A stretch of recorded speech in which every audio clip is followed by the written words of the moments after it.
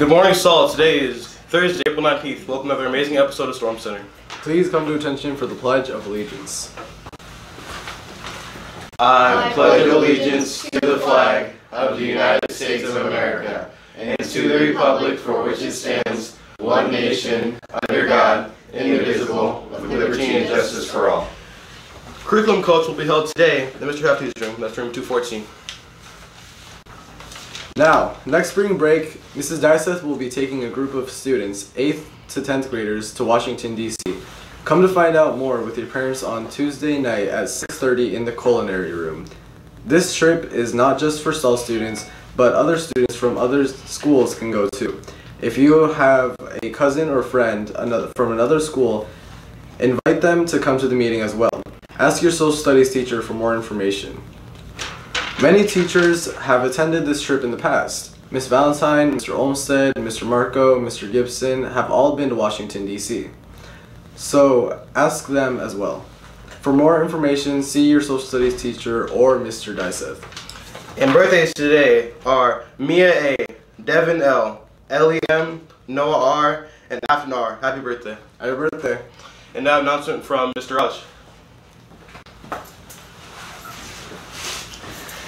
Good morning, Stall Junior High. Good to see you this morning. Hey, I invited a couple of friends. You know Deputy Sutherland, our school SRO, and he brought a friend, Deputy Ben Dixon. Yes, correct. Welcome, you guys. Thanks for coming in this morning. Hey, real quick before we get down to some business of just being healthy and safe around Stall in our community, a couple of things you guys might not know about, but we got going on. Hey, All-Star Day next Friday. We're going to Roland 253. You have to have a permission slip to make that happen. So in the office at lunchtime, roll in there. Roland 253, you get it? We're going roller skating. And you guys don't know this, but to be an all-star, less than 5 absences for the first semester, no D's or F's, and no discipline referrals. And we have 433 of our students that are eligible. So we got a bunch of all-stars around here. So let's make that happen here over the next couple of days so we can have that next Friday. Fundraiser at Mod Pizza, May 17th. That's coming up. Backpacks. I've seen a few backpacks go into 6th period. Hey, I know you're in a hurry to get out of here. Teachers and principals too when it's 2 o'clock or 2:30 or 3, 3, 4, 7, whatever time it is you leave. But hey, you don't need your backpack to 6th period. It's almost like you're kind of quitting early. You know, and I've worked in some offices around before I became a principal, and nobody starts carrying their backpack or their briefcase an hour before it's time to go home. You just don't do it. So, and I imagine you guys don't just start circling around the precinct an hour before, right? I'd like to, but not really. You got to finish the time, right? You got to make that happen. So let's make sure we're doing that. 7th graders, I have also heard some teachers saying that you're coming to school without your computers powered up.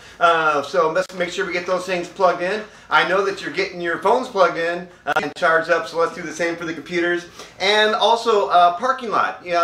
I've noticed that more families are starting to drop off in the staff parking lot. It creates a bit of a hazard for teachers and our bus lanes coming in and out of there. So if your parents, your brother, your sister, whoever's dropping you off in the morning is using the staff parking lot, please ask them not to. Say, hey, you know what? If we're in that much of a hurry, we just got to get up earlier. Simple enough. Which leads us to some other things that are going on around Stall that we kind of need to clean up. One of them is jaywalking after school. Yeah. So what's happening is the bell rings at 2 o'clock. Obviously our students are anxious to get out of here. They got their backpacks during 6th period, no more. And they're cutting across in front of the buses, in front of all the traffic out there, not using the crosswalk that we have. Going to, what's the coffee shop? Volcano. Volcano, yeah, they're running towards the volcano, and it's just causing some bad situations. And I'd hate for somebody to get ran over. And in my career, I think I've seen about 3 or 4 kids get ran over, and it's never a fun phone call or fun for anybody with that. So, Deputy, what do you got? Some words of advice for us on that? Yeah, me too. I've seen a kid, actually, I was sitting on the side of the road and saw a kid get hit by a car running across the school. And so we don't want to see that happen. Unfortunately, you know, when vehicles are going by, if you're not in the crosswalk, you can't be seen as well, and so all of a sudden you're cutting between cars, and the other cars coming another way just don't see you and they can't react in time. So we don't want to come out and find you guys laying on the pavement, so please do us a favor, use those crosswalks. There you go. And I'm not sure, but I'm sure there's some kind of RCW, some kind of fine that goes along with jaywalking. $137, if I'm not mistaken. That was the last one I got. I mean, $138. I mean, my wife got one. I didn't get one. My wife got one. Okay. It wasn't me.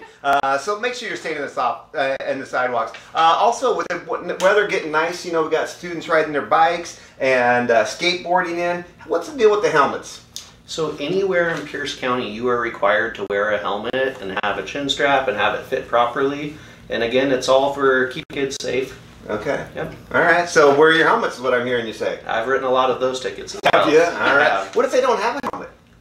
I can write them a ticket. Well, I mean, but if they need a helmet, they want to wear a helmet, but they don't have one. You know, there's different programs out there. You can go to fire stations. Sometimes they give them away for free, and then You know what? Programs If out they there. hit me up, we'd find them a helmet. Oh yeah. Yeah, we can make that happen. So if you need a helmet, let's do that. And at the very least, don't ride your bike or your skateboard here on campus without a helmet, because we're going to call you out on it, and there could be some discipline involved with that. How about, you know, one of my favorite ones this time of the year, I'm kind of, we were talking about getting up late or going to bed early or whatever. I'm tired, I'm grumpy, and somebody makes me mad. You know what I like to do?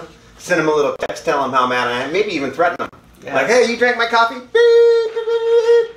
What do you think about that idea? You know, unfortunately, that provides a lot of work for me to do. It does. It does. Oh, no. And unfortunately, we've had quite a few kids in the Puyallup School District that have actually gotten arrested this year for stuff like that. Really? Yep. You cannot threaten other people to hurt them or anything like that. And when you put it out there on social media, you got to think before you press send, do you want me reading it? Do you want you reading it? Do you want mom and dad reading it? And it's not even just threats, but maybe some inappropriate stuff between boys and girls or whatever else might be going out around there. Are you specifically talking about nude pictures? I could be. All right. Well, yeah. Nobody.